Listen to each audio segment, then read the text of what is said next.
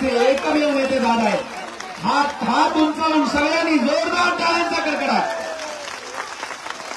छत्रपती शिवाजी महाराज की, राष्ट्रमाता जिजाऊ की। आणि लढेंगे जितेंगे ही घोषणा संपूर्ण जगभरामध्ये गेली पाहिजे।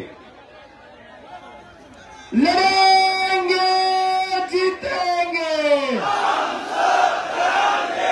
असं नाही, आवाज संपूर्ण मीडिया तुम्हाला बघतोय, आवाज घराघरात देशाच्या कानाकोपऱ्यात हात उंचावून, कारण आपला लढा चालू आहे पण आपल्याला जिंकायचंय दादांच्या नेतृत्वाखाली। लढेंगे जितेंगे, लढेंगे जितेंगे। माता भगिनींना जसं येतील तसं इथून पाठीमागे जागा आपण देत राहायचंय। माता भगिनी आल्यानंतर, कारण आपल्याला इथं बसण्यापेक्षा दादा काय सांगतात हा विचार फार महत्वाचा आहे। त्यामुळं इथंच जागा मला मिळावी तिथेच मिळावी हा हट्टास कुणी करू नका। आपल्या सामाजिक लढ्याची आणि या चळवळीची चतुसूत्री आहे। इकडून काही मंडळी येत आहेत, थोडस आपण कंट्रोल करावं।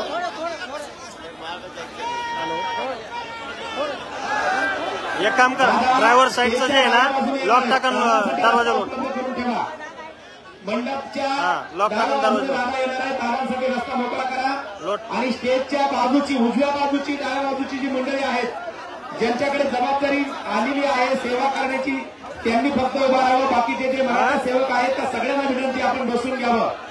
झाले लॉक, ज्यांनी भगवे झेंडे आणलेले आहेत तर सतत उंचावर पलीकडे लॉक कर म्हणतो मी तुला। ड्रायव्हर साईड बाजूला आजूबाजूला असतील दाबायचं दरवाजा ओढून घ्या, उंच धरायचे आहेत। आणि दादांचं आगमन अवघ्या काही क्षणांमध्येच या ठिकाणी होणार आहे। आपण बघतो आहोत आपल्या या चळवळीचं यश